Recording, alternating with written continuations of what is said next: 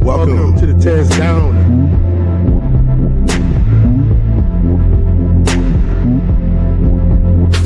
Welcome. I'm the Tez.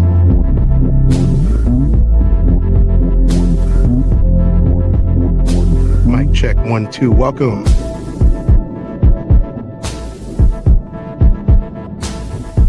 Welcome to the Tez Down. Party time.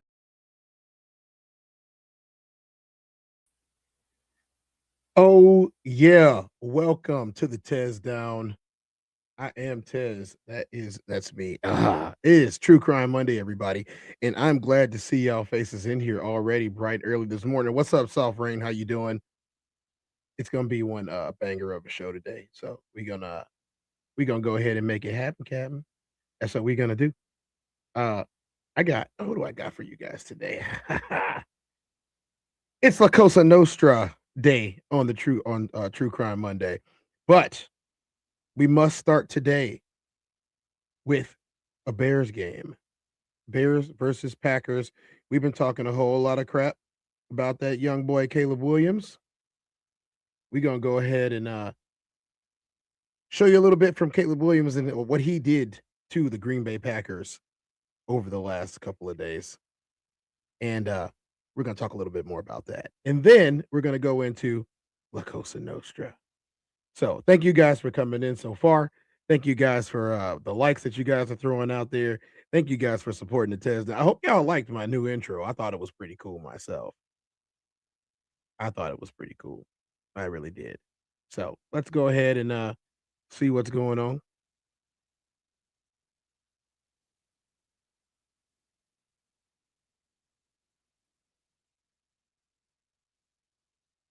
Essentially means for the Chicago Bears, they've already secured the number 1 seed.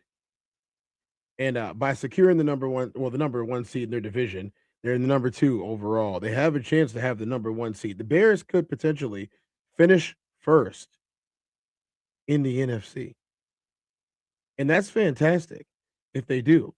You know, I'm down for it. You know, I'm hoping that everything can go the way that we need it to go and the way that we want it to go.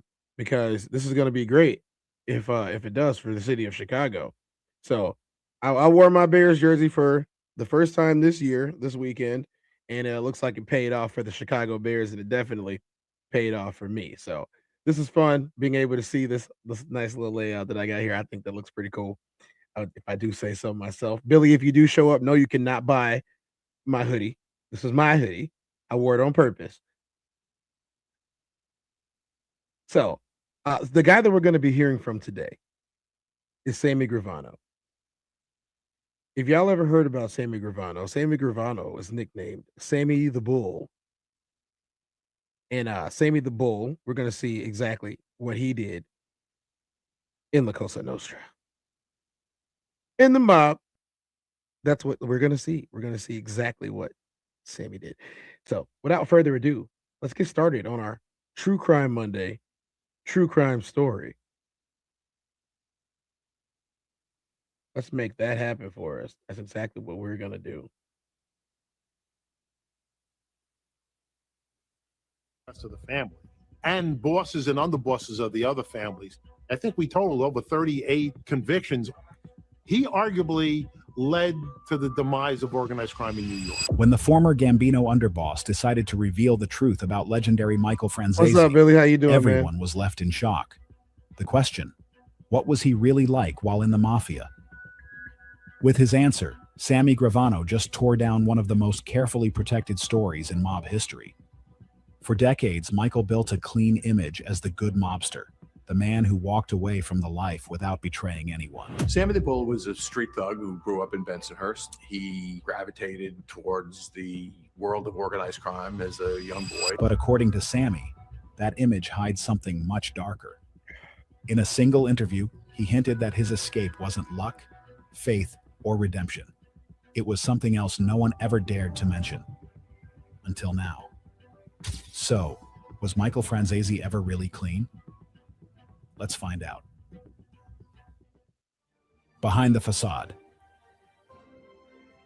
Michael Franzese, managed to do something almost no one in organized crime ever pulled off.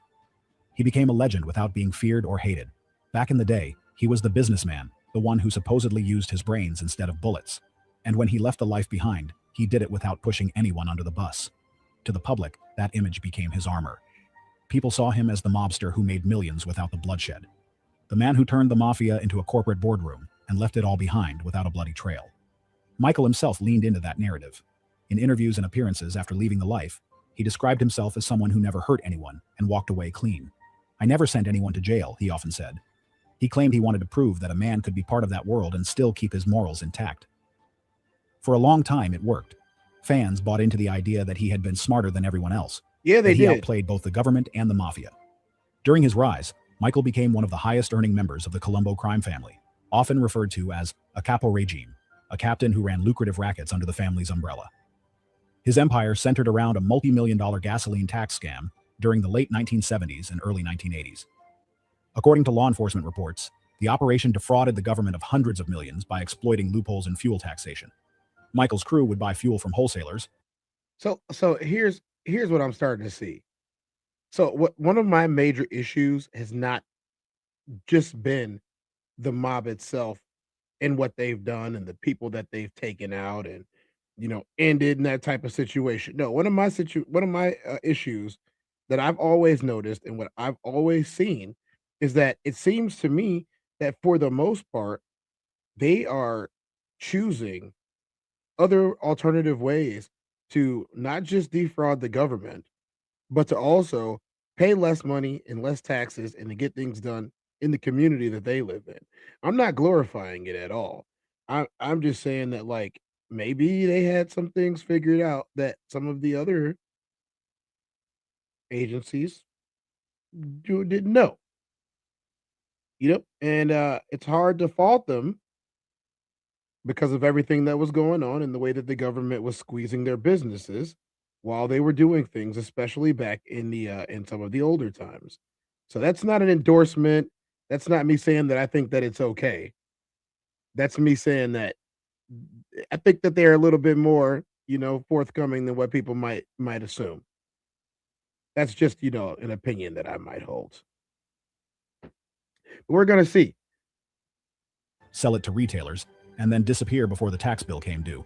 The profits were staggering. At one point, Michael was reportedly earning up to $8 million a week.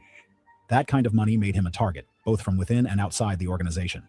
Yet, unlike other mob figures of his era, Michael avoided the typical signs of the life. No flashy violence, no public hits. He lived well, but he kept the chaos contained. That restraint became part of his legend. Still, insiders whispered that the truth wasn't as clean as Michael made it sound. Some said his gas tax fortune wasn't just built on clever accounting, but also on protection.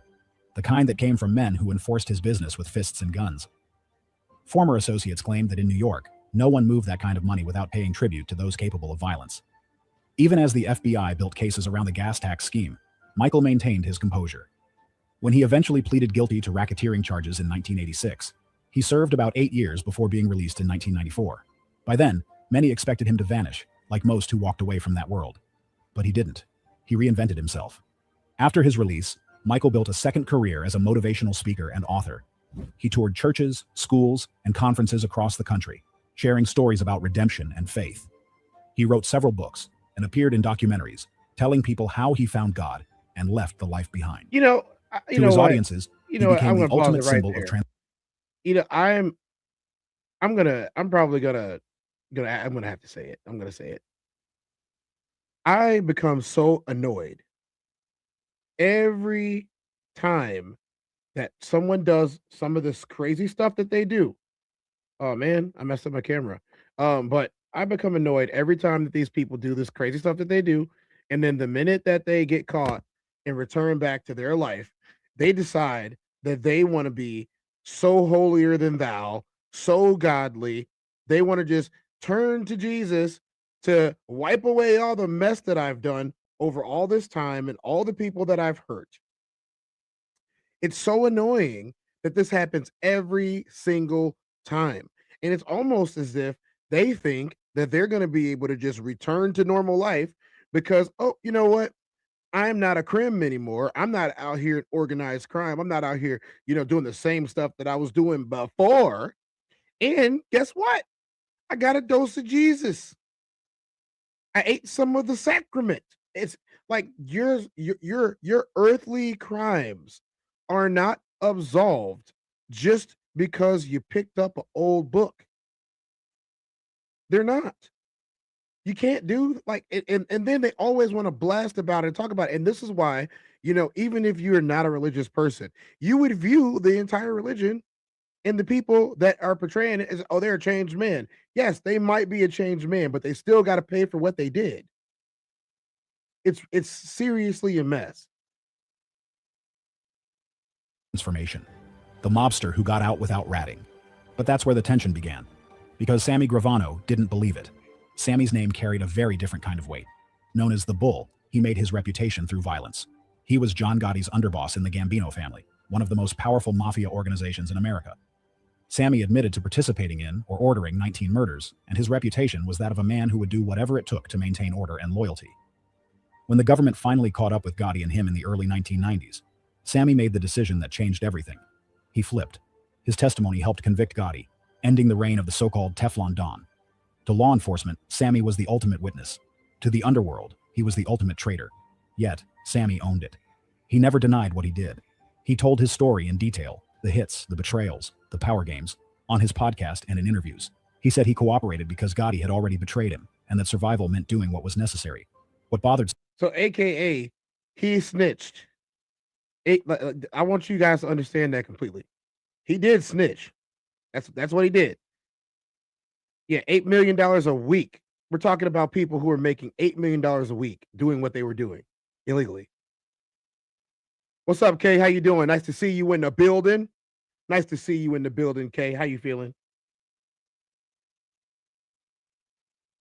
We got Billy up in here. What's up, Billy? How you doing? Nice to see you in here too. Oh yeah, thanks, Kay. I appreciate you, man. But yeah, this guy snitched. So basically, all these old guys, you know what they look like? I'm gonna say all these old white guys, they're in here talking about their crimes on podcasts all the time. And they're just, well, yeah, we know it's over with. I was able to, sign a deal with the government to not face any time. We know. Passport Skull, what's up, Skull? You in the building? We know exactly what was going on here. I know exactly what was going on here. You guys know exactly what was going on here. They were all doing that. Let me go see if I can get you guys one of these. Thank you. Because that's exactly what we're going to need every single time we see some crazy stuff like this. Yeah, that's the heart beating. So let's go. Let's keep it moving. We're going to hear the story. Sammy was hypocrisy. So when Michael built a brand around the idea that he never cooperated, Sammy took that personally. In his view, anyone who walked free after federal charges must have given something in return. During one of his podcasts, Sammy made some hints. According to insiders who've known both men, this tension ran deep. There's respect there, but not trust, one person said. They know they're from the same world, but they live by different codes now. Behind closed doors, that mix of mutual recognition and quiet resentment lingered for years. Sammy reportedly said that Michael acts like he's above the rest, like he found a loophole in the life. And maybe that's why their feud hit such a nerve, because it forced people to ask a question the mafia never liked to answer. Can anyone truly leave clean? And as the back and forth grew louder, one thing became clear. Sammy wasn't done talking. There was something he knew, something he had kept to himself for years, and now he was ready to reveal it. The storm before the fall.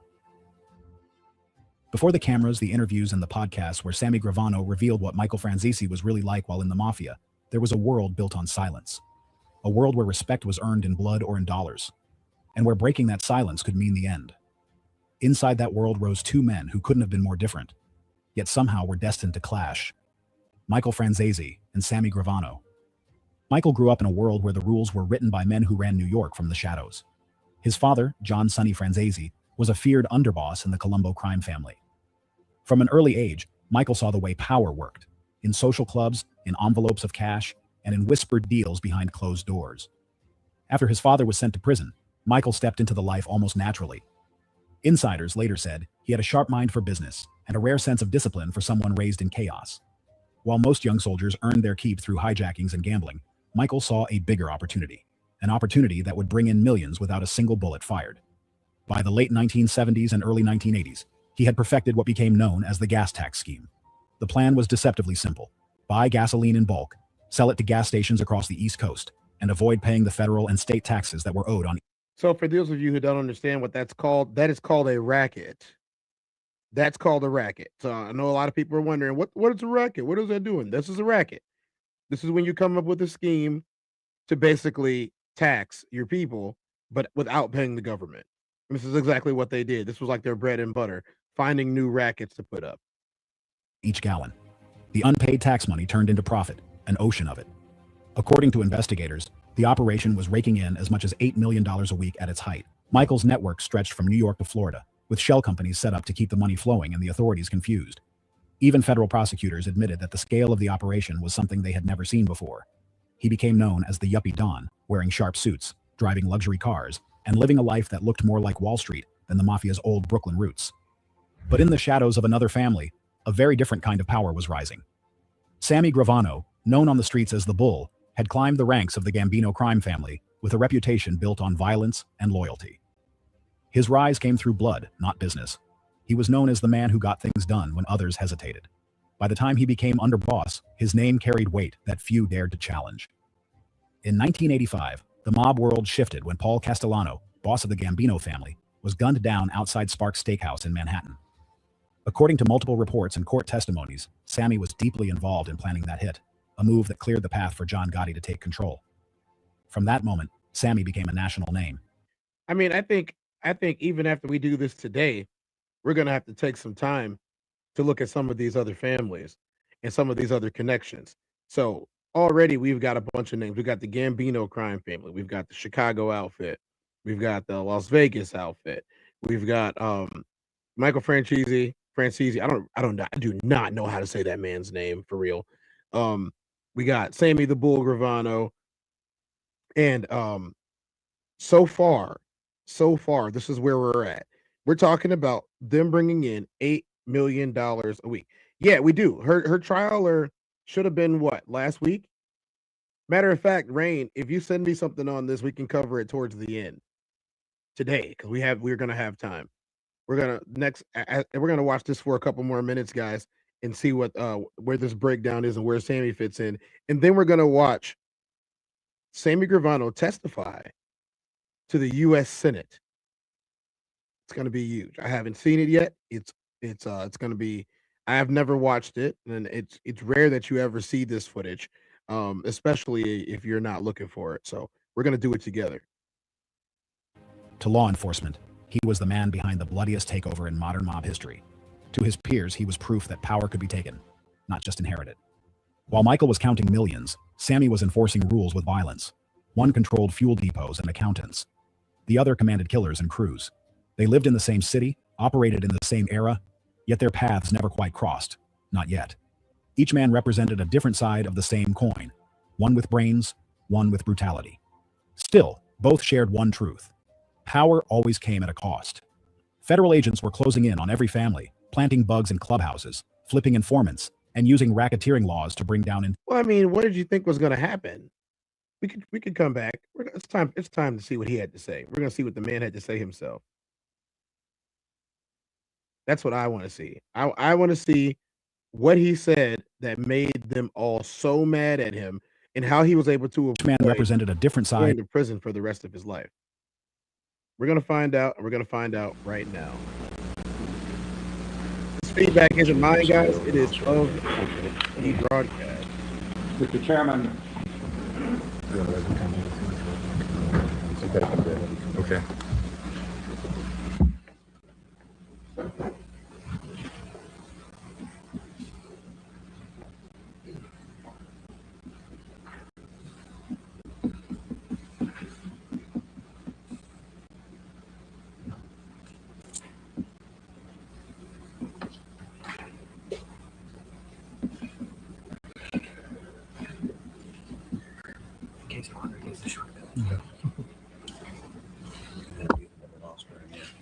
Okay.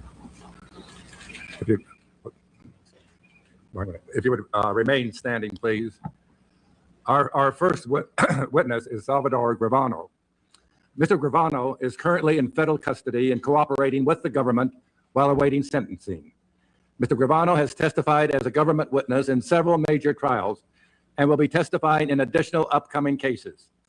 Given the sensitive nature of Mr. Gravano's position as a cooperating witness, we have agreed to limit his testimony to matters relating to professional boxing. We appreciate the cooperation of all subcommittee members. You see what they're doing already? They're already starting off the wrong foot by saying we're not going to ask him certain questions. Let's just ask him about boxing because we know that boxing is fixed. Boxing is still fixed to this day, guys, in certain ways.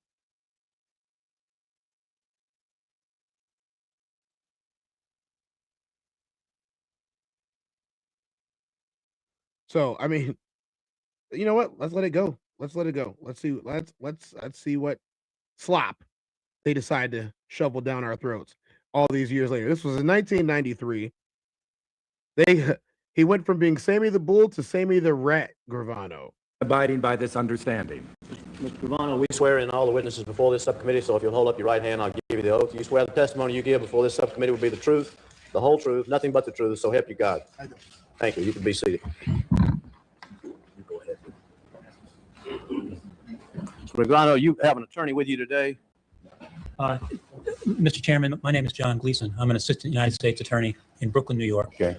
Chief of the Organized Crime Section, and I'm supervising the criminal investigations in which Mr. Gravano is participating. I've worked with the staff of the subcommittee in facilitating his appearance here today. We appreciate He is represented by counsel. Obviously, it's not me. Right. Thank you. We appreciate your cooperation. Senator Raw. Sure. Gravano, would you please proceed with your testimony? Good afternoon, Mr. Chairman, and members of the Pull subcommittee. that microphone right up and talk directly into it. You can get it right in front of you, maybe tilt it up a little bit where you can speak into it. Take your Everybody time. has mic issues, and, guys. just talk right into the mic. Okay, thank you very much. We have to be a little bit closer. Try again. How's that? I think even closer. Good afternoon, Mr. Chairman and members of the subcommittee. My name is Salvatore Gravano. Early in my life, I was given the nickname Sammy the Bull. I have been in jail since December of 1990, when I was arrested with John Gotti.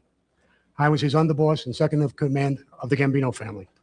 I have been involved with organized crime since 1968, when I became associated with a guy named Shorty Spiro of the Colombo family. I committed many types of crimes when I was with Shorty, including my first murder. In 1972, I was officially released from the Colombo family to the Gambino family. I became a made member of the Gambino family in 1976. At that time, Paul Castellano was the boss of the Gambino family. In December of 1995, John Gotti, I, along with some others, murdered Paul Castellano. We took over the family. John Gotti became the boss. A couple of weeks later, I became a captain. In 1987, I became acting Gunzlier of our family. I later became the official Gunzlier. In January of 1990, I accepted the position of official underboss, which I held until I began to cooperate with the government in 1991.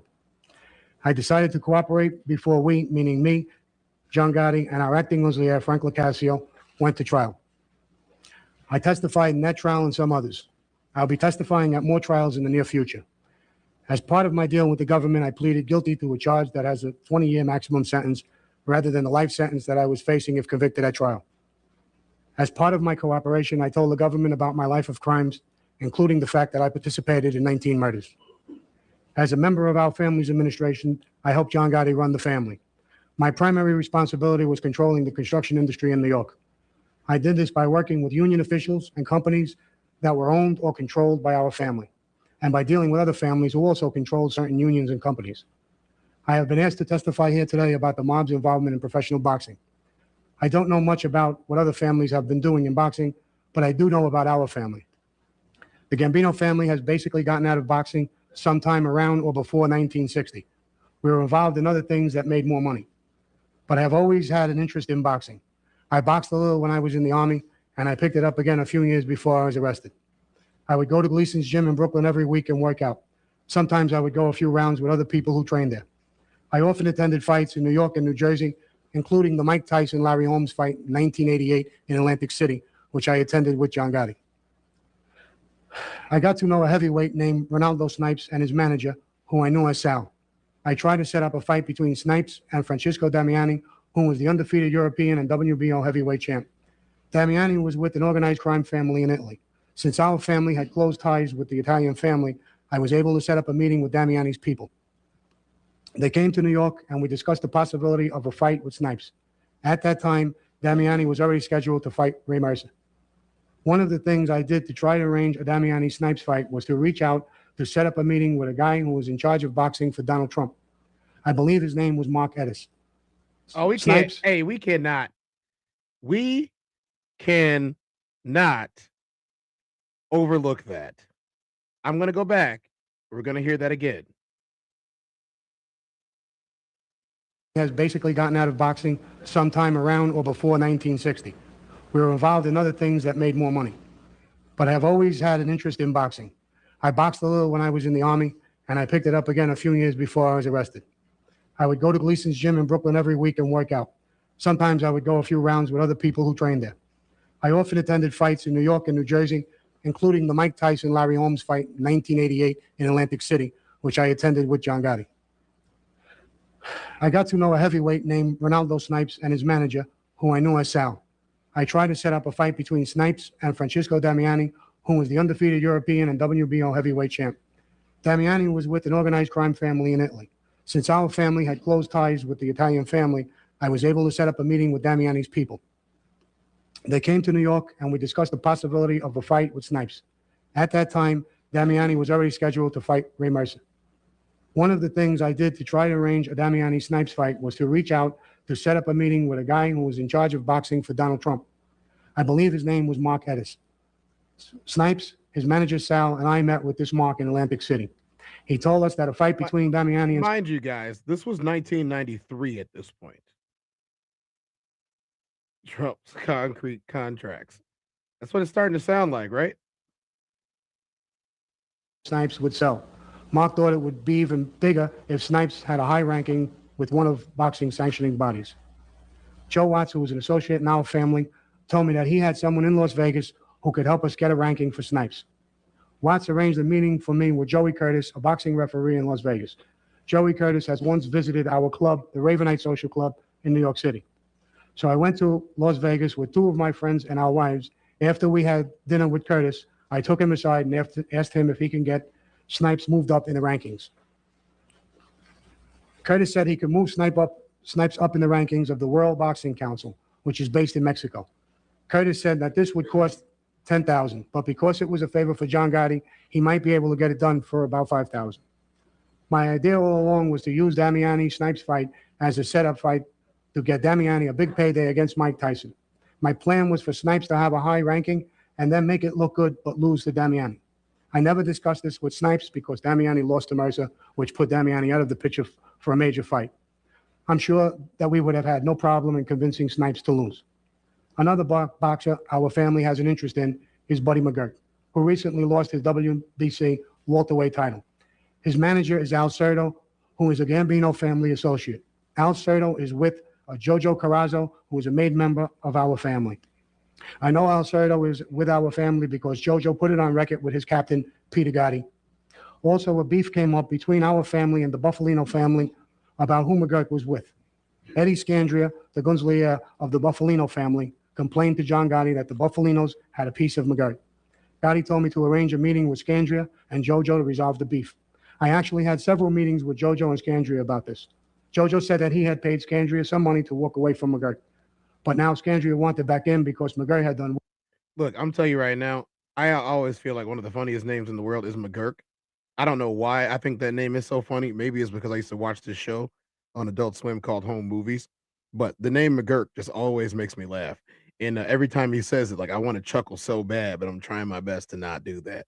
But as we can see right now, this dude is naming names. He's naming all types of names. I find it funny, but when we review it once again, President Trump, who wasn't the president at the time, wasn't named directly. So before anyone tries to jump down my throat, well, he didn't say Trump directly. Yeah, I know he didn't. He didn't say him directly. No, he did not. He was just implied that people who work for Trump under Trump's boxing association that he was running at the time, his promotion, were the people that he was affiliated with. This is 1993. You know, he's bringing this back all the way to 88. So at the very least, we do know that people who worked for the current president were involved with mafiosos and La Cosa Nostra, which doesn't surprise me one bit. Considering everything that we've been able to find out over the last couple of years and all of the stuff that's coming out in the media right now, I'm pretty sure that he knew a little bit more than what he knows right now, which is probably not as much. You know, I'm not just sitting here just to dump on the president or anything, but like, you know, you know what we always say, right? If you are someone who is involved with any type of nefarious activity, and you're involved with the type of people who are doing lots of nefarious activity, the odds are that you're nefarious too. I'm just keeping it 100 here. And maybe we need to listen to more because there might be some more stuff that comes out that are bombshells. We're not going to watch the entire thing, guys. We're going to watch something about him next after this, but we're not going to watch the entire thing, obviously. But we're going to listen to a little bit more of his testimony. And I'm sure this isn't even the meat and potatoes part yet. Well, and was getting bigger purses. After hearing both of them, I recommended to John Gotti that JoJo was right and that McGirt should stay with JoJo and our family. Eddie Scandria was not satisfied with my decision and kept coming back for more meetings. I got tired of meeting with Scandria about this, but out of respect for his position and age, we had Frank Locascio, who was part of our administration, continue to talk to him. But our position never changed. Serto and McGirt stayed with our family. I should point out that the person who was really with us was Al Serto. His relationship with Jojo Carrazzo is how we had a piece of McGirt. McGirt is a fighter, and although Serto brought him by the club once to introduce him to some people, it wouldn't really be fair for me to say that he was an associate of organized crime. But Serto was with us, and that gave us our interest in McGirt. Our family was not the only family in boxing. Although I do not know the details, I know several other families are involved in boxing in some way. But you should know that our involvement in boxing has changed from the way it used to be. A lot of people think that organized crime makes its money by fixing fights and betting on the winner. That really doesn't happen anymore. The prices have gotten so big, it doesn't make sense to fix a fight in order to collect a bet. While we would consider fixing a fight in order to set up for a big payday fight, like I had in mind for Damiani, the money is in the purses, not in the betting. Okay, so we've actually uncovered a truth here that I didn't know before. You know, I've always assumed that boxing had a lot of let's just say let's gonna call it what it is. We've already assumed that a lot of boxers take dives, but he said the money is in the purse. So if you guys don't know what a fight purse is what there's a total amount of money that is allocated for both fighters. The two fighters get together and they agree on how much of the split is. If you're on the A side of the fight, you might take 60 or more, unless you're the one that's trying to go the B side of the fight to fight. The odds are you're going to end up taking the bulk of this fight if you're on the A side. The A side is usually the bigger name. So, for example, a couple of fights ago, we did a breakdown and we did a prediction before the fight started for Terrence Bud Crawford and Saul Canelo Alvarez. We did that one, and we learned that the A side of the fight was Canelo. Obviously, Canelo was the 4-division, 5-belt, undisputed champion in that weight class. And Crawford was coming to try to unseat Canelo. He did. But even though he was coming, he won the fight. He didn't get the more money from the fight. Canelo got the majority of the money from the fight because Canelo was the A side. Now, to be honest, if they were to fight again, I wouldn't think that would be the same. He said the money is in the distribution. Yeah, the money is in the distribution. You know, always bet on black. You know, I definitely bet on Crawford that night. I did not bet on Saul Canelo Alvarez. I didn't bet on Canelo that night. You know, I can say that honestly because I'm not in boxing like that. You know, I am not a member of the WBC, the WBA, or the WBO. I am independent and I am not professional. So I just had to put that disclaimer out there. You know, if anybody was watching, you know, I do have some fans that come over just for boxing stuff, but this is pretty cool that this ties in with boxing. But he's telling you guys straight up The boxers don't take fights to dive because of Vegas. It's all about the purse. Besides, boxing is a risky business for bookmakers. You couldn't bet big money on a fight even if you wanted to. So the interest today is getting a piece of a successful boxer. Until a boxer reaches a certain level, there is not much money to be made because the purses are small. But once a boxer becomes successful, the family that has him can profit from that success.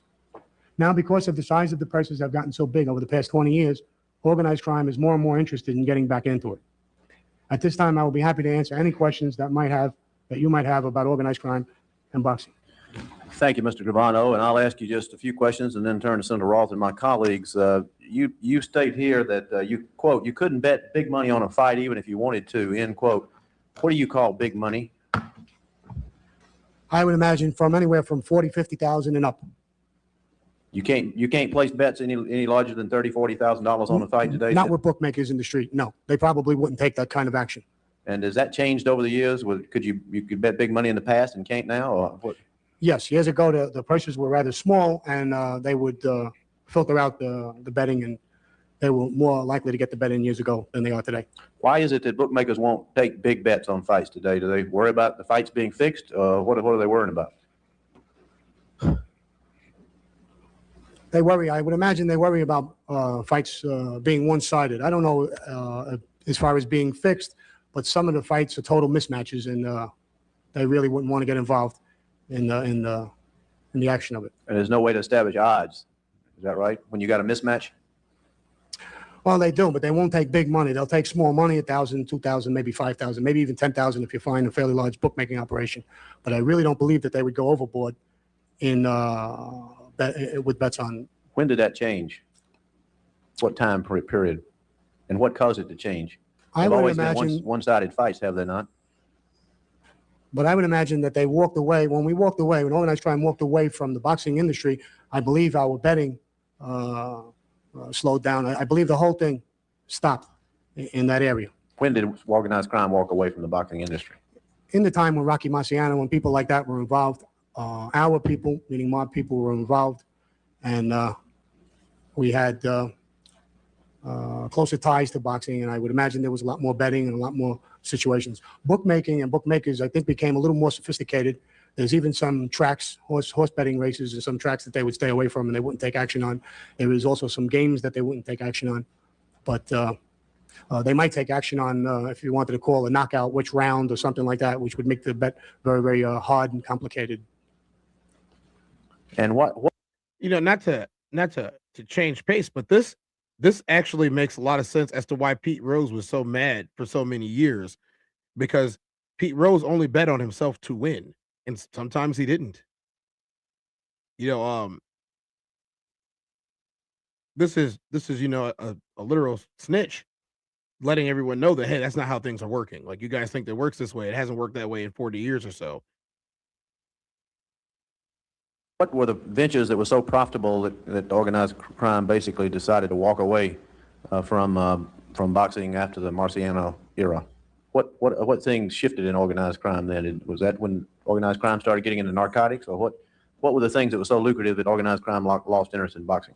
I believe at that time, organized crime became more sophisticated. We got into unions, construction, shipping, garment, garbage, and they became a lot more lucrative than the boxing industry. The prices were very, very small. Would that have been in the 1950 time frame? 50s, 60s, yes. That's why I said in the 60s and before. Right.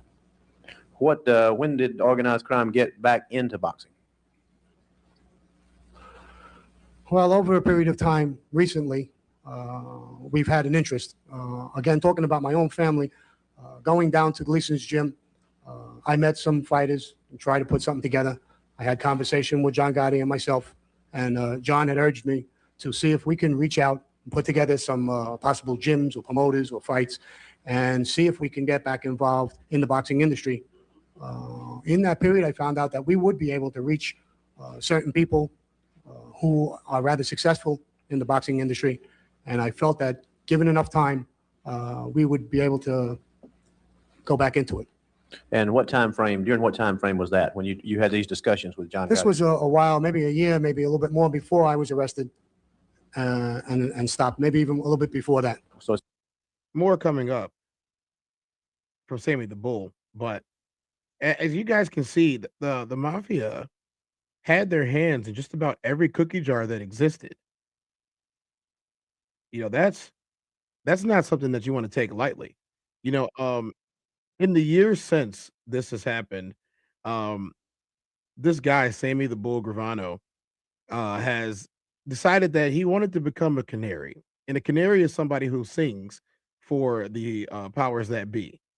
Singing for the powers that be is telling all the stories about everything all the time.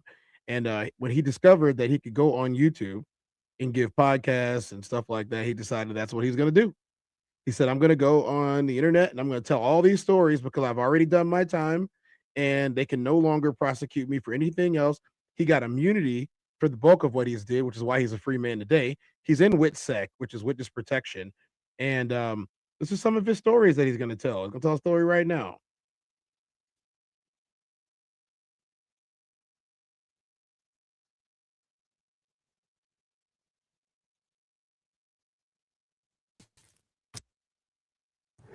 Hey guys, you're going to notice that I'm in a different spot than I usually am. I'm really working hard on my podcast. I'm using that studio. There's all kinds of cameras. I'm doing all kinds of stuff to make you a podcast that'll blow you away. Don't blow so me right away. now, I'm videoing in this new spot. I don't want to I'll be be back blown there away at a by better Sammy time. the Bull. Not at This all. is a Gumbada Alley Boy story. When we got arrested on a double homicide, we got out of prison. The old man, Johnny Rizzo, a made guy in the Gambino family, I heard his name mentioned a bunch of times, wanted to help us out. He had a friend who had a luncheonette, and he would sell it to us real cheap so that we could pick up a few dollars. The rest of the money for the bail bondsmen, the lawyers, we would have to go robbing at night anyway, but this would help us to take care of our families and stuff. So we bought it. We got in pretty cheap. We had to borrow money, but we borrowed the money and we bought it. We had it for a couple of days, maybe a week. We didn't get too much traffic. I guess when the people who had it left, a lot of the customers more or less left with them. That's just the way it is. So the people in the neighborhood had to get used to us, get to know us. And Alley Boy had an idea. He came to me and says, Goomba, I got a great idea. He says, around the corner, there's a bar. We can go in there. It's pretty crowded at night. I passed it a few times.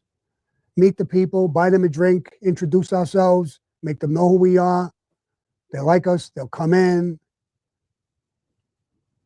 And like I told you, I think once before, this neighborhood was mostly Irish, Polish, Germans, not Italians, very few Italians.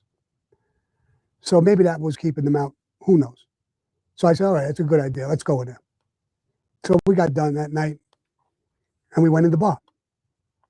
We sat there and we started talking to people and give them a drink, give all those people over there a drink. And we're buying everybody a drink, we're talking and we're laughing and everything's going really good. And they were playing this game at the bar. The owner of the bar, it was a little rubber bottle. And inside the bottle, there was dice. And they would spill it out. There was 5 dice in it. So if you had 2 deuces and 2 threes, you had 2 pair. And it's poker, but by throwing the dice on the bar. So we were playing and we put up some money, who wins the pot and stuff. And so we put up the money in this pot. The owner of the place was sitting right next to me on my left. And my Gumbada Alley Boy was right on the other side of him. And we were still buying people drinks and laughing and talking. It was okay. My Gumbada Alley Boy had a full house. I think he had 3 threes and a pair of whatever, 4s, a full house. So I put up an extra $20 outside the pot and I said, I'll bet nobody beats him. And people bet and on the side.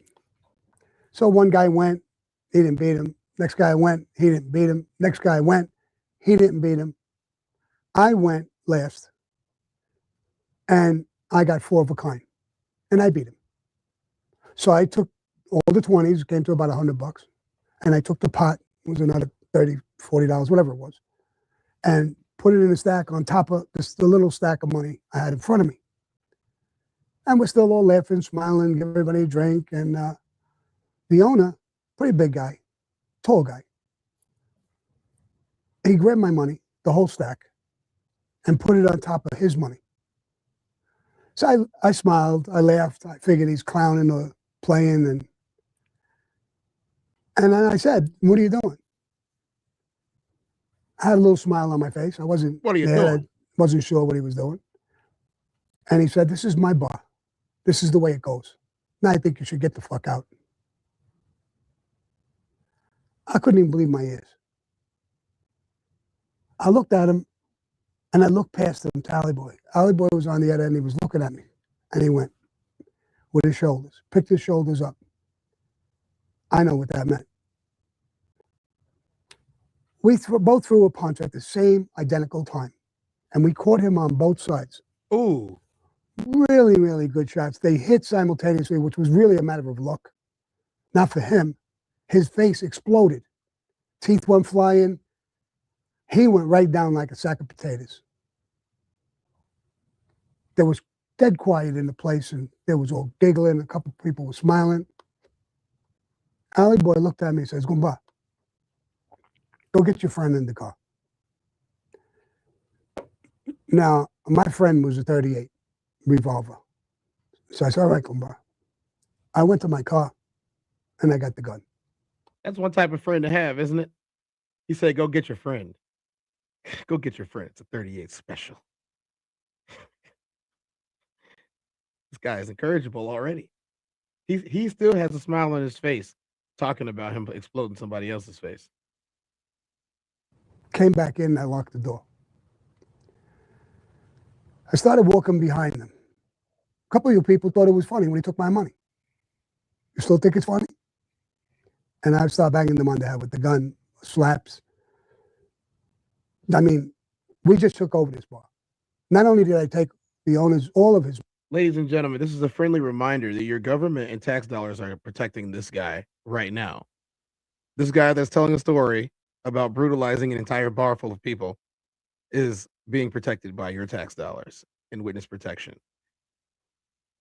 Money. We were taking everybody else's money. Telling them, "Go in your pockets, put your money on the bar." I went, while Ollie Boy was doing that, around the bar, behind the bar. There was a barmaid. She panicked. "Please, please, I'm pregnant." Good. Get out of the way. Open the register and get out of the way. This ain't about you. Mind your business. I took all the money out of the register. 3 or 4 guys got a good crack in the fucking face with the butt of the gun. We looked at everybody. Does anybody want to laugh? You just want to keep your jewelry? You could have heard a pin drop. Nobody was laughing. Wasn't funny. I remember there was a woman there. I came by her. She was literally panic stricken. I told her, "Don't worry. You're not going to get hurt. Is this your drink?" She had a little shot glass full with something. "Yeah." "Good. You mind if I take a sip?" No, you can take it all." Good. I took it, downed it. I said, "Gumba, let's go." We opened the door and we walked out. We got in the car and we pulled away and we were going away. Ollie Boy didn't say nothing. I didn't say nothing for a while. And then I said, "Gumba, it's a nice bar." Yeah, Mikey, it was How do Chicago. you think we did? I believe so. Think the neighborhood knows us now? You think they like us? Think they're going to come in and eat in our little luncheonette? Or did we fuck up again? We're out on bail on a double fucking murder, and we just took over a whole bar and beat up all kinds of people. Mikey says, "This is why we have pension problems. The mob moved into the unions and started this cycle. The mob going legit has cost us millions as taxpayers. It has cost us so much money because our government is protecting these guys who were doing this stuff for all of those years. This guy should be spending the rest of his life behind bars with no plea agreements. That's what he should be doing. That's what you know what? Let's just finish the story. Let's just finish the story because we have a connection that we're going to tie in right after this." He looked at me, he smiled. Marley Boy was the best. Kumba, what? You're getting fucking soft. You worried about what you did?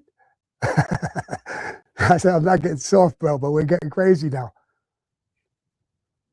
I think you're getting fucking soft. Give me that fucking gun before you commit suicide. I'm not committing suicide. Don't worry about me. And we left. So that's a story of that. Our welcoming the neighborhood. Were we truly recognized in who we were and liked by the neighborhood? For weeks. I think they will go 2-3 blocks out of the way just not to walk by our luncheonette. And that's the end of that story. We did a million things after that. You'll hear a lot of Bud Alley Boy stories. We know. He passed on, as you know. And every time I sit down and relax, I think about him. I think about that little smirk. I think about how crazy he was. He made me fucking nuts. But I miss him. Adios, amigo. So this all had some ramifications. This definitely did. Everything that he's talking about right now had some ramifications, especially because they moved into the unions. They moved into pretty much every industry that we had that was set up with all the infrastructure. They moved into. They moved into construction. They moved into banking. They moved into unions. They moved into sports. They moved into pretty much anything that they could get their hands on, including politics. Mikey said 140 to 144 billion dollars for its 5 state pension systems, with funding ratios around 45 to 50%, meaning it has less than half the funds needed for promised benefits. That's a huge, huge deficit. Having less than half of what you need is a huge deficit. I don't care what anybody says on any metric. Having less than half of what you actually need is a problem. And it's all because of this. This is the hidden part of politics. This is the hidden part of unions and why we're being taxed through the gills in these major cities. And just about all of them, we're being taxed crazy because they don't have money, because this is where it went. Imagine where we would be if we didn't have that hanging around our necks. Yeah, we'd be a lot farther.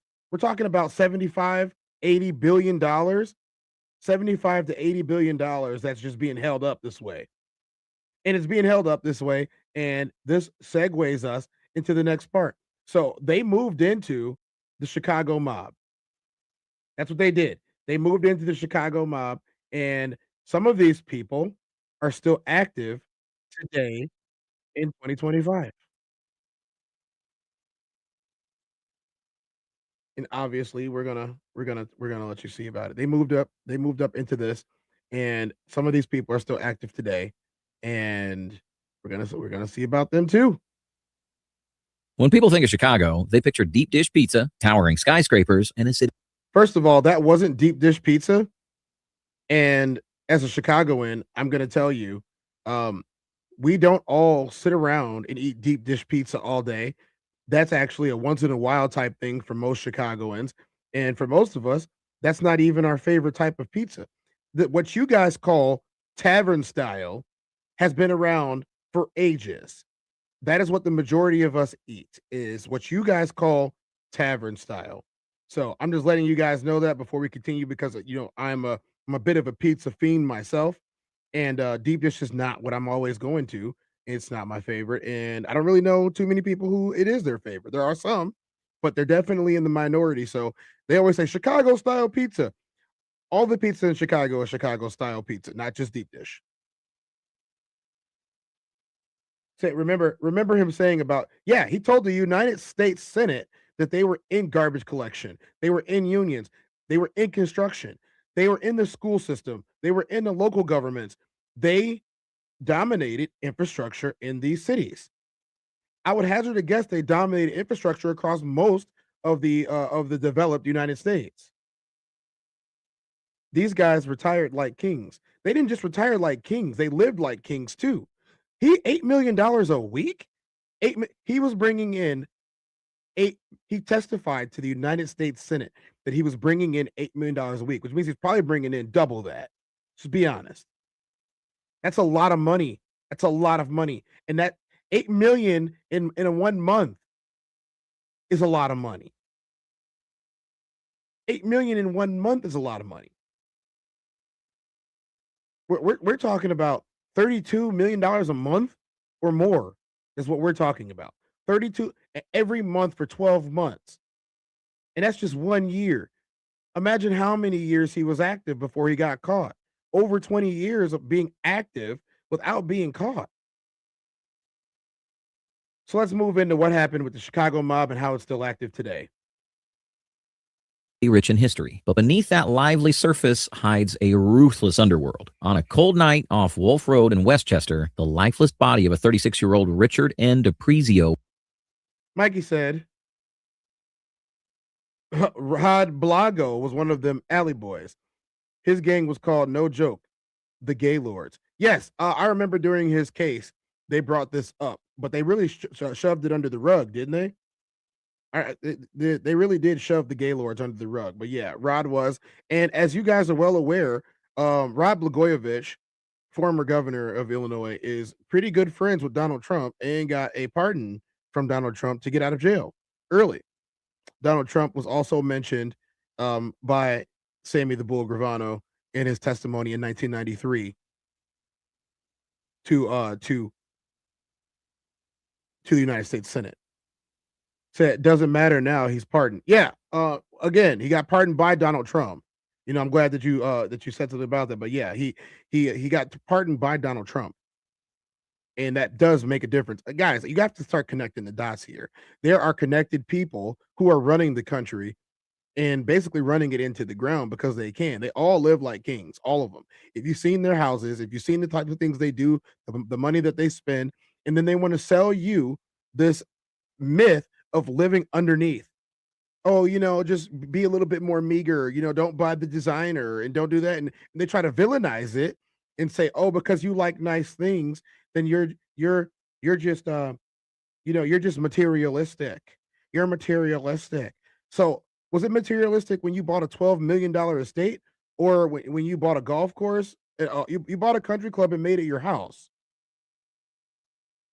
It starts to get ridiculous that the same people that are telling us to live more modest lifestyles are the ones that are running it up with our tax dollars. Yet we keep giving them these seats and people want to vote for them. But we're going to find out. This is what's going on in Chicago right now. We've connected the dots, guys. This giant spider web of La Cosa Nostra that has been infecting the lifeblood of the United States over the last, I don't know, 100 some plus years is still infecting them today. This is modern day Chicago, and these are the people that are involved. Was found in a parking lot, Allegedly. His head riddled with gunshots. This wasn't random. It was an execution, a deadly message from the outfit to silence him before he could testify in a high-stakes fraud trial. Chicago's mob scene isn't a relic of the past. It's alive and deadly. Stick around as we uncover the mafia families still running the streets of Chicago in 2025 and the shocking stories that prove their grip is far from over. 1. Chicago outfit. Chicago is considered the most gang-occupied city in the United States, with over 150,000 gang-affiliated individuals spread across more than 100 gangs. What's special about Chicago outfit was how they were able to control key areas like Elmwood Park, Melrose Park, Chicago Heights, Rush Street, Grand Avenue, and even Chinatown, creating a vast network of criminal enterprises. One of the earliest figures to centralize power in Chicago's criminal world was Big Jim Colosimo. Born in Calabria, Italy in 1878, he immigrated to Chicago in 1895 and quickly established himself as a key player in organized crime. By 1909, he'd gained enough power to challenge the Black Hand organizations, thanks in part to bringing Johnny Torrio from New York to Chicago. But Colosimo wasn't just about muscle. He was also a master strategist. But what happened next? Johnny Torrio, Al Capone came into the dark business, and the bloody battles for control over the city's underworld became imminent. Torrio's organization was largely made up of Italian immigrants, but unlike other gangs, he welcomed criminals from different backgrounds, even bringing in gangsters from New York. Among them was a young and ambitious Al Capone, who arrived in Chicago in 1919 under orders from mob boss Frankie Yale. Capone started at the Four Deuces Club as a doorman, but his intelligence and business acumen quickly made him Torrio's right-hand man. By 1924, Capone had built a reputation, both for making money and for expanding the gang's control over illegal operations, particularly in brothels. Despite his power, Capone couldn't outrun the law forever. In 1931, he was convicted of tax. So if you guys don't know, Alphonse Capone actually succumbed to his illness, which was syphilis. So him running brothels probably wasn't the best idea. It looks like he was patronizing those brothels as well. Mikey says, and to think these people weren't even white until the 20s. Yeah, they weren't. They weren't even considered white until the 20s. We're talking about these Italians that are coming over here. Tax evasion and sentenced to 11 years in federal prison. He served time at Alcatraz, but his health rapidly declined due to syphilis. In 1947, Capone died of heart failure, marking the end of an era of organized crime that forever changed Chicago's history. When Al Capone was in prison, his trusted associate, Frank Needy, upon his release in 1932, took over as the official boss of the outfit. But behind the scenes, it was Paul Riccia who really called the shots. Even the leaders of the National Crime Syndicate dealt directly with Riccia, making him the true power in Chicago's criminal world for the next 40 years. During this period, the outfit expanded its operation. So that means that his from 47 to 87, one guy was in charge of all of the organized crime that was going through Chicago. That's crazy to even think about. For 40 years, this guy lived like a king on top of the crime in the city of Chicago. That's a really long time, guys. Some people watching this were already alive while this guy was still running things in the 80s. And to think that if he was able to operate for 40 years at the brutal way that they were operating, we're talking about St. Valentine's Day Massacre and everything else, Prohibition and everything else, all the way into the 80s, late 80s at that. Didn't hurt the city. Yeah, it did. Beyond bootlegging. They moved into labor racketeering, gambling, and loan sharking, extending their influence beyond Chicago. So, Mikey, if you're watching, how many industries are we involved with yet when it comes to them? How many industries have they taken over so far? They just said they were involved with the labor industry. They were involved with organized gambling. Like, we got to go back and listen to it one more time. How many industries have they taken over? Next 40 years. During this period, the outfit expanded its operations beyond bootlegging. They moved into labor racketeering, gambling, and loan sharking, extending their influence beyond Chicago to Milwaukee, Kansas City, and even Hollywood. Controlling labor unions gave them leverage over the motion picture industry. Not only that, in the early 1940s, top outfit members were caught extorting Hollywood studios. Riccia wanted Needy to take the fall for this, but Needy, fearing another prison sentence, chose to end his own life. Riccia then became the official boss, with Tony Accardo as his underboss, a partnership that lasted nearly 3 decades. Around this time, also, I'm going to point out that they said that he took his own life. I don't really believe that because, I mean, they were notorious Catholics, and you guys know what the Catholics think about, self-deletion. I'm going to say they decided that they're going to pin it on him and take him out and then move the next guy in because those are the breaks. the outfit also recruited members from the Violent 42 gang, including infamous figures like Sam Giancana and Felix Alderizio. Although Riccia was eventually sent to prison. I know you guys recognize the name Sam Giancana, don't you? Little dirty Jersey Shore addicts. In 1943, political connections helped secure his release just 3 years later. Because of parole restrictions, Riccia had to avoid direct contact with mobsters, so Accardo stepped in as the public face of the organization. In reality, the two shared power behind the scenes, ensuring the outfit's continued dominance. By the 2000s, law enforcement had significantly weakened the outfit, but it still operated behind the scenes. In 2005, Operation Family Secrets led to the arrest of 14 members, including Joseph Lombardo and James Marcello. One of them, Nicholas Calabrese, Guys, this is 2005 so far. We're getting there. Became the first member of the outfit to testify against the organization, exposing decades of criminal activity. It took 70 years. I have to make myself bigger for this. It took 70 years for one person to testify against La Cosa Nostra, the Chicago outfit in Chicago. That means for 70 years, they ran dozens of industries in the city of Chicago, in Milwaukee, in Kansas City, in St. Louis, in Indiana, in Iowa, in Michigan, all of Detroit, all the way to Minnesota and back to New York, Hollywood, Las Vegas, Georgia, and Miami. This is ridiculous. Yeah, we did. I was actually really good friends with Kevin. Rest in peace, Kevin. Kevin died when we were 13 years old.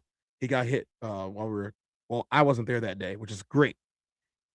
He was leading the pack. I heard about it the next day. He got hit by a car while they were riding across the street on their bikes. But we definitely did go to school with them. They definitely are related, and he always talked about it. That's a sad point to go along with it. It's been a long time since Kevin passed, but the rest of them, yeah, we knew them too. The family members that were involved, and they didn't have quote unquote anything to do with the guy, but that was definitely his family. Today, the Chicago outfit is a shadow of its former self. As of 2007, it was estimated to have around 28 core members and over 100 associates. From 1996 to 2018, it was believed to be led by John DeFranzo. As of 2021 till today, Salvatore De Laurentiis is rumored to be in charge of running the underworld shots. Outfit doesn't run alone in the heart of Chicago. They run things in the shadows with our number 2, the Genovese crime family.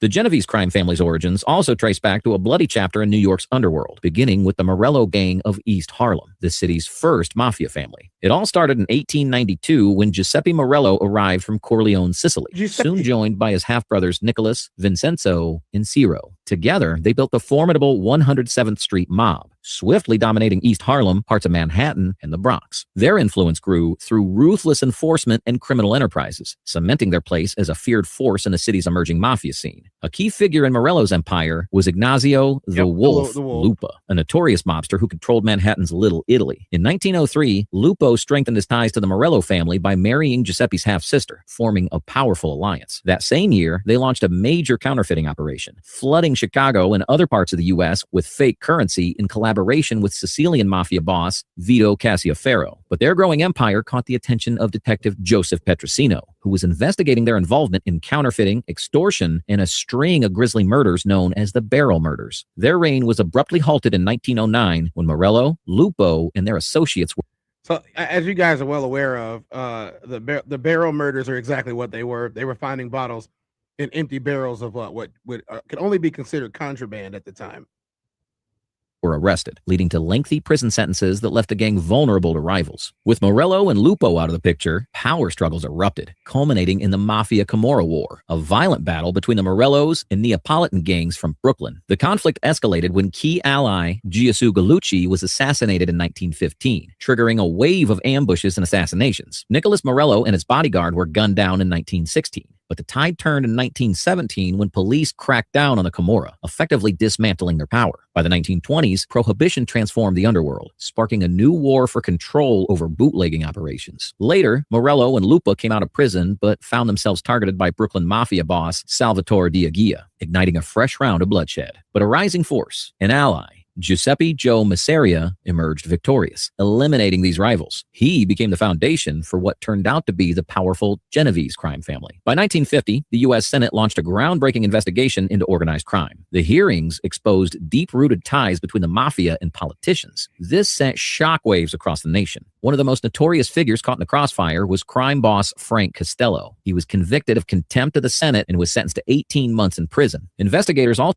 AKA one of the Godfathers, unearthed his connections to New York's political machine, Tammany Hall. Likewise, suspicions arose about politician Carmine DeSapio aiding him behind the scenes. At that point, Costello's troubles escalated. In 1952, he was indicted on federal charges for tax evasion, accused of dodging over $73,000 in income taxes. Consequently, he received a 5-year prison sentence and a hefty fine. That triggered years of legal battles as he contested convictions and repeatedly posted bail. But while he was tangled in courtrooms, a dangerous rival lurked in the shadows, Vito Genovese. Once Costello's second in command, Genovese had been biding his time, nursing a grudge after being demoted while in exile. With the backing of the ruthless Carlo Gambino, Genovese made his move, orchestrating an assassination attempt on Costello in 1957. A single bullet narrowly missed, but the message was clear. It's time. You, Costello, resign or retire. Following this up, Costello's force was weakened and his ally, Albert Anastasia, was gunned down. He had no choice but to step aside, allowing Genovese to take control. Eager to assert his dominance, Genovese organized a massive mafia summit in Appalachian, New York, a miscalculation that ended in a chaotic police raid and mass arrests. The fallout left Genovese vulnerable, and Costello, in a final act of revenge, partnered with Gambino to set him up in a drug trafficking sting. By 1959, Genovese was behind bars, and Gambino emerged as New York's most powerful crime boss. But, as history has shown, the mafia never sleeps. Power shifts, more alliances happen, and the underworld continues till today. The most noticeable difference in Chicago is seeing some gangs coming together as one.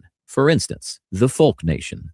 The Folk Nation isn't just another gang, it's an alliance. And the mastermind behind it, Larry Hoover, the leader of the Gangster Disciples. Now, how did this even happen? Well, Chicago's gang scene became so intense. Rivalries weren't just about turf, they were about survival. Larry Hoover, the leader of the Black Gangster Disciples, took a stand in Statesville Prison. He organized a work stoppage because prisoners were getting rotten food and treated terribly. Even rivals of his gang joined in. After that, gangs that didn't have issues with Hoover started coming together, forming what became the Folk Nation behind bars. For real, he brought together Black, white, and Latino gangs under one umbrella. Fast forward to 1979, and this alliance was becoming tighter. The Simon City Royals, one of the groups involved, decided to call it Folks. From that point on, any gang in this alliance was called Folks. By 1980, the Folks had some serious structure behind bars, and the term started spreading to the streets. Adding more juice to this history, let's talk about 1980. Ronnie Mad Dog Carrasquillo and Victor King Vic Gomez created the concept of the Spanish Gangster Disciple, which brought together Hispanic gangs under the Folks banner. Larry Hoover oversaw this move, and the whole alliance started to solidify.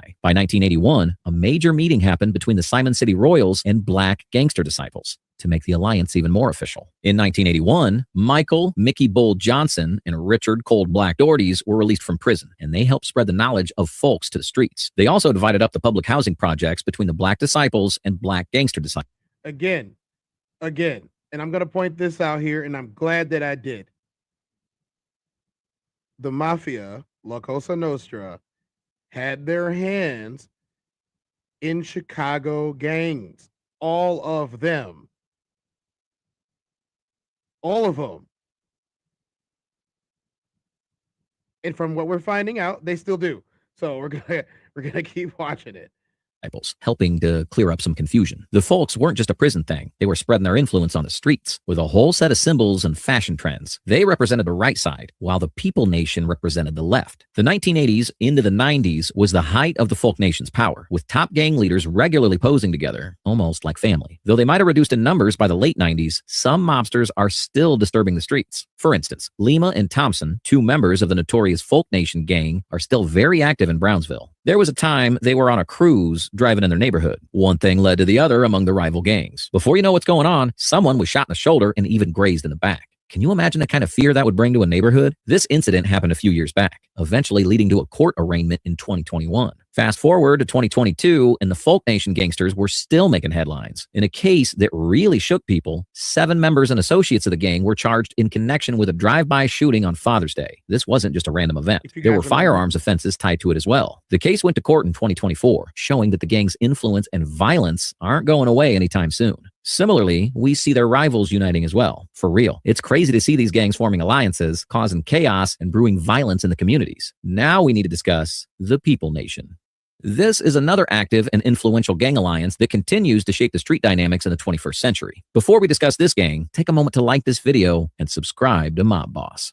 The People Nation was founded in 1981 as a response to the growing power of the Folk Nation. People Nation brought together gangs like the Latin Kings, Vice Lords, Black P. Stones, Mickey Cobras, and El Ruckins. What set them apart was their unique blend of spiritual influences, combining Islamic and Christian beliefs to create a strong sense of brotherhood. This alliance remained tightly knit during the 1980s, but by the 1990s, internal conflicts and turf wars began to fracture the unity they once had. The violence tied to People Nation hasn't been confined to the past. In 2016, the tragic death of 9-year-old Tyshawn Lee in Chicago made national headlines. Yes, Tyshawn was lured into an alley and brutally murdered in what authorities described as a gang-related retaliation involving members of the Vice Lords, part of the People Nation Alliance. His father was believed to be the intended target, but instead, innocent blood was spilled, highlighting the heartbreaking impact of gang violence on families and communities. Another tragic case occurred in 2020 when 13-year-old Adam Toledo was shot and killed during a police chase in Chicago's Little Village neighborhood. an area heavily influenced by Latin Kings activity. Adam was believed to have been associated with local gang members, caught in an environment where young lives are often pulled into dangerous situations. His death sparked widespread protests and reignited debates about youth, policing, and gang influence in urban areas. Despite decades of internal conflicts and shifting alliances, People Nation gangs remain active in cities across the U.S. In recent times, they've continued to be involved in violent conflicts, often fueled by long-standing rivalries. For instance, they were responsible for 3 gang-related murders, which were triggered by their rivals. Following that murder, members of the People Nation gangs allegedly began seeking out those responsible, aiming to retaliate for their comrade's death. This cycle of violence escalated tensions between rival groups, leading to more bloodshed and devastation within the affected communities. The reach and criminal activities of People Nation gangs continue to result in major federal prosecutions. In April 2024, 3 high-ranking members of the Almighty Vice Lord Nation, AVLN, a prominent gang within the People Nation Alliance, were sentenced in federal court after being convicted of RICO conspiracy, murder, drug trafficking, and weapons charges. Terry Douglas, 44, of Detroit, who held the title of Chief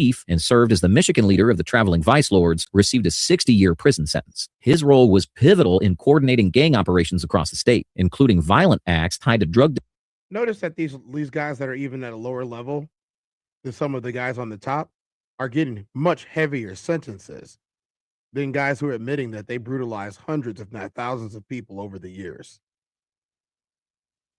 Distribution and territorial disputes. Schuler Ballou, 31, also from Detroit, known as the Universal Elite, and the Detroit leader of the traveling Vice Lords, was sentenced to 60 years in prison. Ballou was deeply involved in managing the gang's drug trafficking network and orchestrating acts of violence to maintain control over their territories. Devin Baskerville, 34, from Detroit, who held the influential role of chief enforcer for the traveling Vice Lords, received the harshest sentence, 70 years in prison. As chief enforcer, Baskerville was responsible for carrying out violent orders, ensuring discipline within the gang, and eliminating rivals through brutal tactics. These convictions reflect that there are more organized crimes ongoing within the People's Nation Alliance. Despite the leadership being behind bars, the influence of these gangs persists, with younger members often stepping in to fill the void. For instance, that's exactly what's going to happen. They're not going to give up just because you arrested their leader.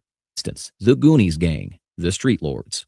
The Goonies Gang is a street gang based in Chicago, Illinois, known for its involvement in violent criminal activities. In 2018, a joint federal and state investigation led to the indictment of several gang members. This investigation uncovered the gang's deep involvement in numerous crimes, including multiple murders, which had a significant impact on the safety and well-being of local communities. The Goonies Gang's actions terrorized the Inglewood neighborhood on Chicago's South Side massively. They engaged in various illegal activities to maintain their power and influence. They stole firearms to arm themselves, ensuring they had the weapons needed to carry out their crimes and protect their territory. In an effort to avoid law enforcement scrutiny, they also intimidated witnesses, using threats and violence to prevent people from cooperating with the authorities. Adding to their notoriety, gang members often bragged about their criminal activities on social media, showcasing their actions without fear of legal consequences. This not only fueled their reputation, but also served as a way to instill fear within their rivals and the communities they operated in. Their violent activities disrupted daily life, leaving lasting effects on the residents who had to live under the constant threat of gang-related crime.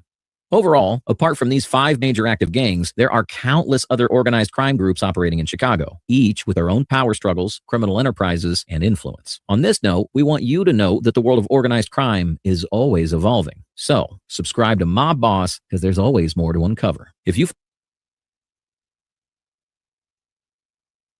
guys can head over to Mob Boss when you get a chance to subscribe to them. You find out more about what's going on there. But as you guys can see, the Cosa Nostra is not dead, and it has been active in multiple cities all over the United States for many years.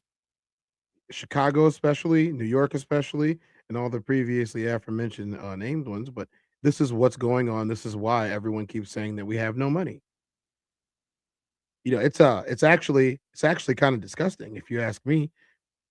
You know, I can't stand it. You would think that after so many years the government would step in and do something, but no, the government is allowing these people to do this because they're all in government. They're all in government. You know, I would you know, I'm gonna shift our gears a little bit, and you know, if you guys got anything for me about this, let me know, because there's some stuff that I could definitely pull up. But from everything that we've seen, our government is just as complicit as the mob itself, And in a lot of areas, in a lot of places, the mob might be the government. They're involved in everything that has to do with commerce. They're involved with everything that has to do with infrastructure. It's almost impossible to win. I'm gonna have to cover this on a part 2 or a part 3. I'm definitely gonna have to do that. Why don't we head over to the Taco Verse, and it's time for random story time of the day on the Taco Verse, guys. Let's see what we got here.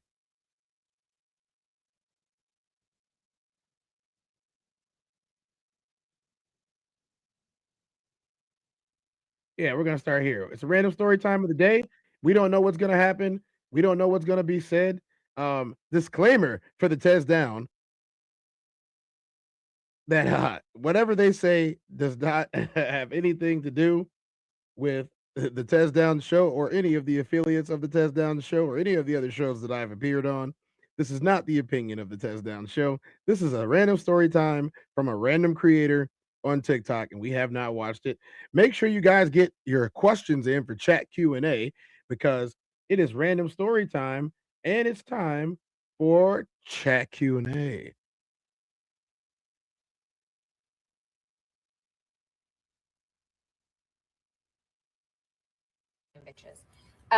So I was waxing a male client, and he was telling me that he had found my Tickety Talks and my social media, and I was like, "Oh, yay me!" And he was like, "I've got a story for you." I was like, "Oh, okay, shoot, go for it. Tell me everything." He goes, "So I started dating this lady. Mind you, little background. He is a lawyer, like a high-powered lawyer, and this lady was also a high-powered lawyer." So he goes and he says that they started dating, whatever, everything's great, yada, yada. Cool. He says that they got to second base. And when they were in second base, she starts talking about her fantasies.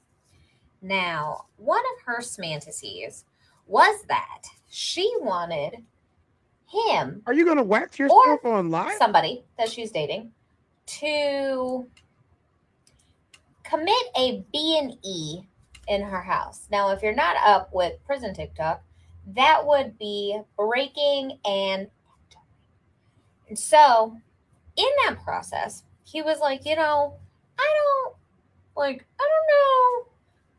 I'm able or comfortable to do that.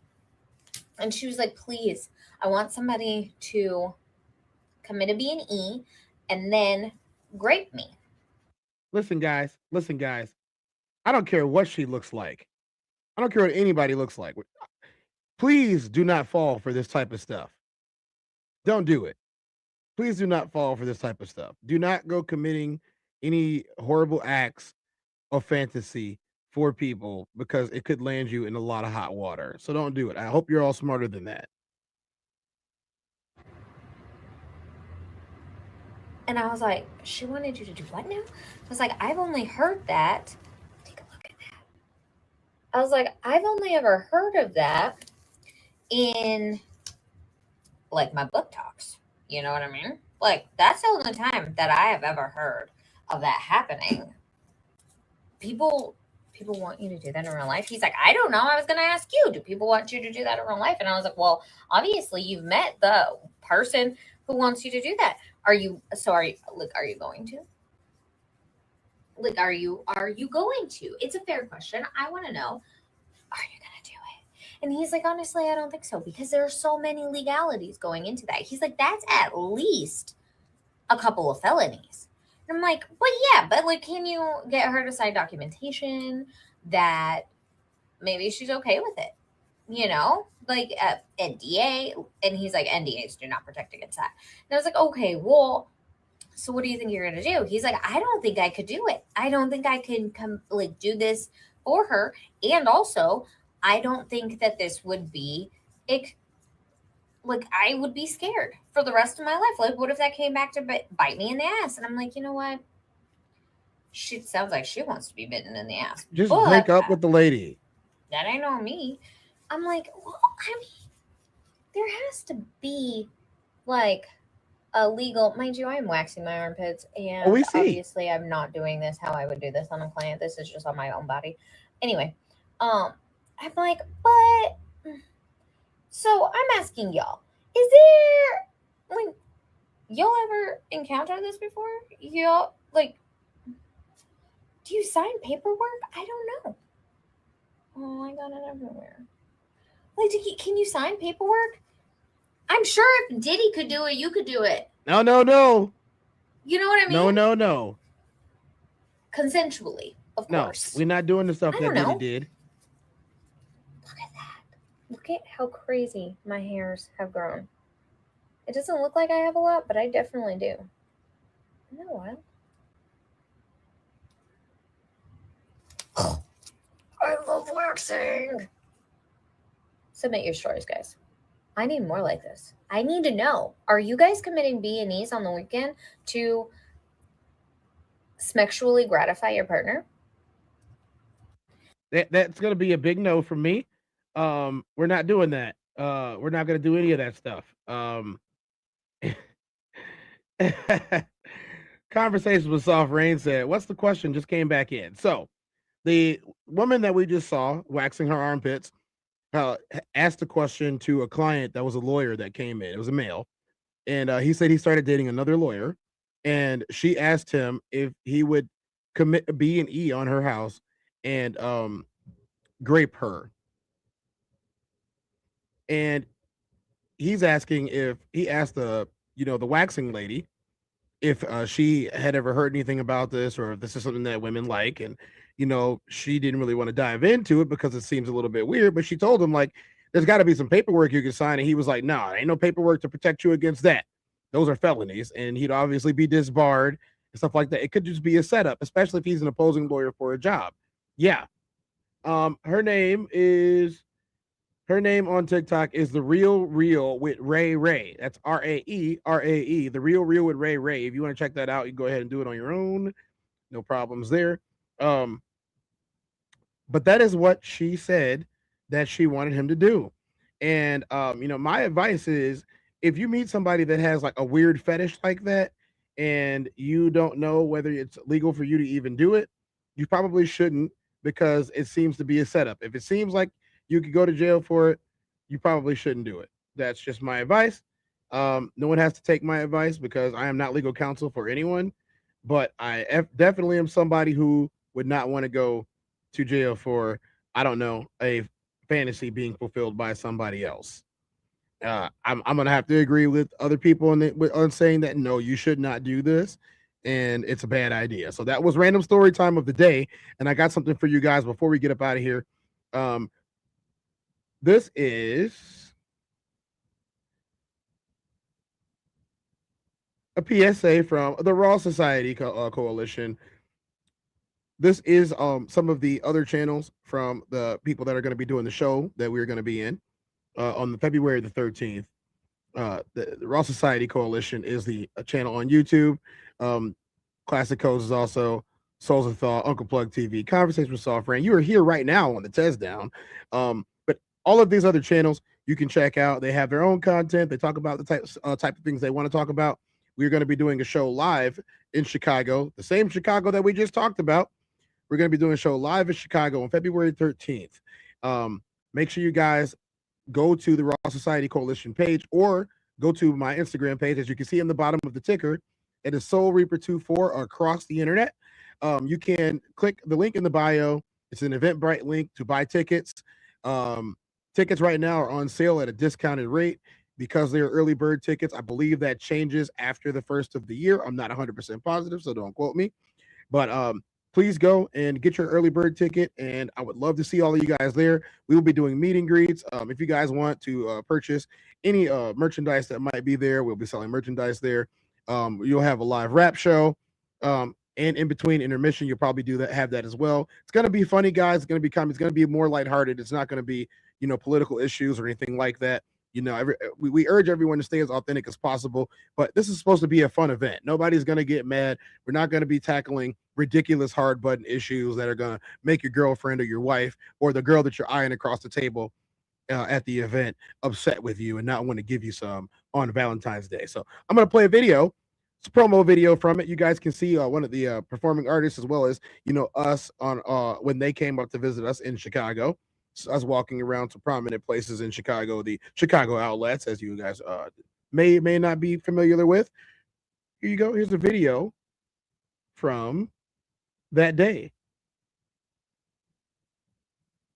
That glow. And one thing they hate worse than you having that glow is when you know you got that glow. They don't like that. They don't like that at all. So give them a reason to keep hating on it. You know what I'm talking about? Yeah. Yeah, oil farming, how I'm up in rank. Step in the room, they paid away. I get treated like a milli tank. Southpaw like I'm really tank. I do things that they really can't. Envious, cause they really ain't. I'ma win any type of way. That's a parlay you could take to the bank. That's a parlay you could take to the bank. Know some people I love, put some smut on my name. Real life, I'ma still love them the same. I'ma love them. Make sure you guys go check out these channels as well as my own. As you can see, the Eventbrite is there. I'm gonna click it for us. I'm gonna click it. The Eventbrite is here, and this is the event: Singles and Soulmates Valentine's Day panel featuring a concert with B Class. Make sure you guys go ahead and check that out. As you can see, there's the lineup for it there. We're also going to have a dope MC and Mr. McBride that's going to be there. You know, here's the highlights. There's free parking as well. You know, no refunds. But early bird tickets are on sale right now. It's going to be a nice, fun event. You guys are going to be able to chill and hang out. It's going to be great. I would love to see you guys there and all the people that can make it. If you can't, just let me know. But that's been True Crime Monday. I'm 24. Tomorrow's episode is going to be kind of interesting, guys. It's a Tuesday. So it's going to be pretty interesting. We're going to go back into more of our regular flow of things. We may or may not have a special guest. But if not, you always get me. You always get Tez. I'm 24. It's been 24. I will see you guys in another 24. Make sure you go to those places to get your tickets. Check out the other constituents to make sure that you can check them out. They're going to be live a little bit later on today. There is a No Middleman podcast tonight on the Souls of Thought channel. That's Souls, like the bottom of your shoe. That is Souls. Go ahead and check them out. And I appreciate you guys for coming through. As always, you know, I love you guys. Thank you for allowing me to do what I do. And, you know, if you guys want to check out any of the ticker at the bottom, I got all types of information there. Thank you so much once again. It's been good. You know, you guys have helped me so much and renew my mind and make me want to be here every day. This is one of my favorite places to be, right here talking to you guys and going over things. If you guys think that we need another Mafia episode to cover even more of it, because there's a whole lot, almost 150 years to cover, you guys let me know offline in the comment section of the chat when the chat goes live. Hey, Billy, thanks for coming through, man. I appreciate you so much. Kay had one. We're gonna go through here. Was there a question of the day? I didn't see any questions, but Kay definitely said, even without being set up, that's just weird and can't be healthy. It's not, Kay. It's not. You know, Conversation with Soft Rain agrees with you. Right. Follow on Facebook, IG, and TikTok. That's going to be the Raw Society Coalition channel, as well as my channel. I'm Soul Reaper 24 across them. You know, get some of that merch. Merch is going to be good. There's merch on the website as well. There's merch on the social media pages for the Raw Society Coalition. As you guys can see, there's pretty cool stuff right there. The logo, you know, the hoodie, the hat, you know, the shirt, all that's pretty cool stuff. And I like it just because, like, even if you're just, you know, even if you guys are like, oh, I'm not digging all the content, just, you know, grab some of that. Say you support Tez. I appreciate you. You know, until then, it's been 24. I'm 24. I'm Tez. This is the Tez Down. We ran it down today, guys. We're going to do it again tomorrow. Thank you so much. I appreciate it.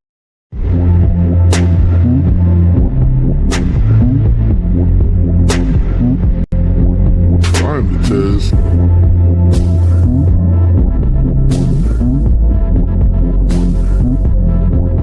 I'm the Tez. Welcome to the Tez Down.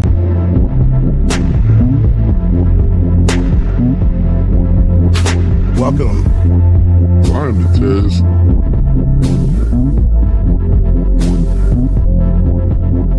Mic check 1 2. Welcome.